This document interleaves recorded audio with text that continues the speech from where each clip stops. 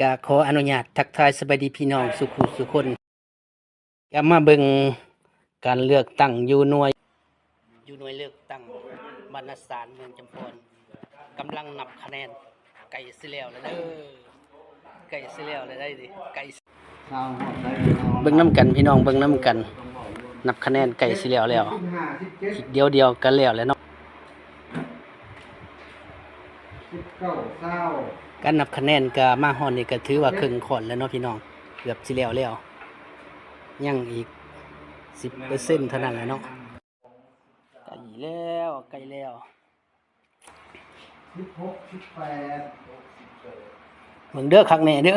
บัดทั้งหมดก็543คนเนาะยิง296คน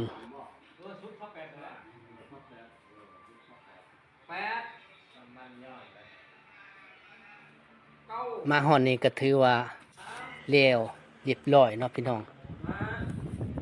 ในคะแนนทั้งหมดก็204เนาะพี่น้อง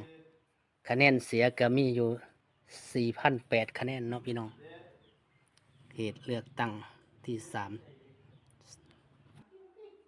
เฉพาะสมาชิกสภาแห่งชาติโดยการนำของฐานประธานศรีทนแก้วบุษดีพี่น้อง